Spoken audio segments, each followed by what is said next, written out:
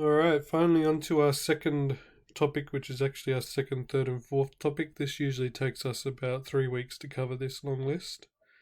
Let's start. Functions and relations. Formal definition of a relation. So a relation, this comes from the syllabus, is any set of ordered pairs x, y of real numbers. So any set of ordered pairs. So basically a whole bunch of random points that makes up a relation. Okay. A function is a special type of relation. So a function is a set of ordered pairs in which no two ordered pairs have the same x component. So you can't see something like this, 1, 2, 1, 3. That is not a function. They can't both have the same x component. So another way of phrasing this, less formally, is for every input, for every x value, there must be only one output. No input can have two or more outputs. We call x and y variables because they can take different values. The variable x is called the independent variable, and the variable y is called the dependent variable because y depends on the value of x, as y is the subject of the rule. So always remember the dependent variable is put on the vertical axis, independent on the horizontal. Let's have a look at a couple different ways of representing functions. First way, sets of points. Which of the following sets of ordered pair represent a function? So all these are relations, but not all of them are functions. The main thing to check is we shouldn't have two same x values. So that first guy there, that's a function.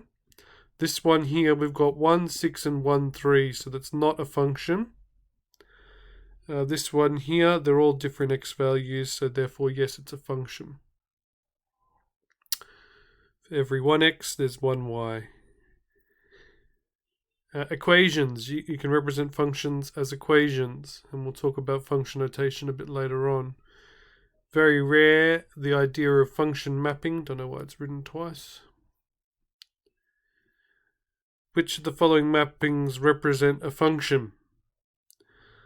So, key thing is that we should only have one input going to one output. We shouldn't have two inputs.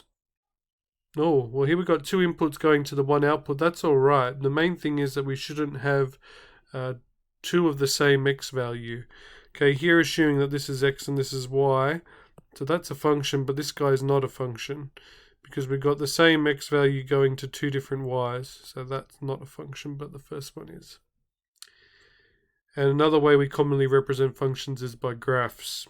And we'll talk about what makes a graph a function. Okay, let's go. Vertical line test. Vertical line test is used to check if a graph is a function or not. Okay, well, it's an easy test. Okay, for every x there is only one y. No x can have two or more y's.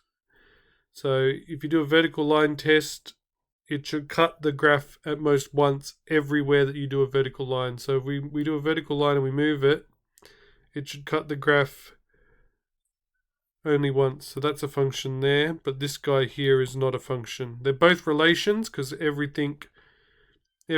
kind of point x, y is a relation, so they're both relation, but this guy's a function, this guy's not a function because it fails. Even if it passes over here, it's got to pass everywhere. Okay, here we've got one x value here, this x value here goes to 3y's, so that's definitely a fail. Alright, very quick example. Which of the following relations are also functions? So, fails vertical line. This one passes the vertical line. This one passes vertical line. This one. Now, in the middle, that's an open circle. That's a closed circle. So that only crosses once there. So that's all right. So, yes, that's actually a function. E, no. F, okay, let's look very carefully here. That's closed and open, so that's all okay. So that's a function. Please note though, if a question says, is this a function, explain, don't simply say it passes the vertical line test or doesn't pass the vertical line test, because the vertical line test is a test. It's not actually the definition of a function.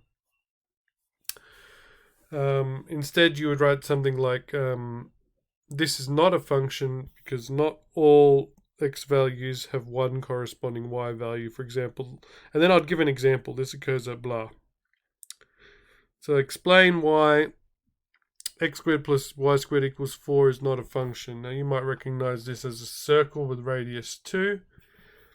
Okay, and we know that circles fail that vertical line test. So I would write x squared plus y squared equals 4 is not a function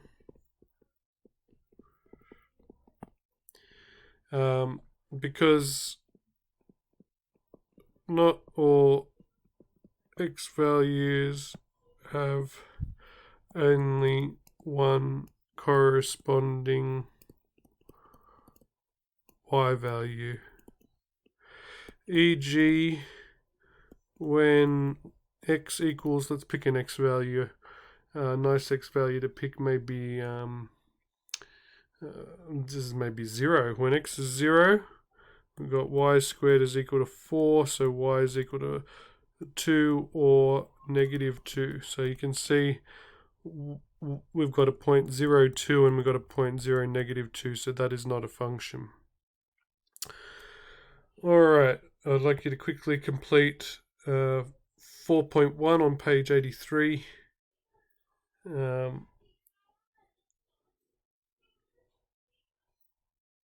now, we're just doing question 1 only, and we're going to skip writing the largest possible domain and range. Don't bother with that. We'll talk about that later. Okay, textbooks should be in the back of E11. Alrighty, see you in the next video.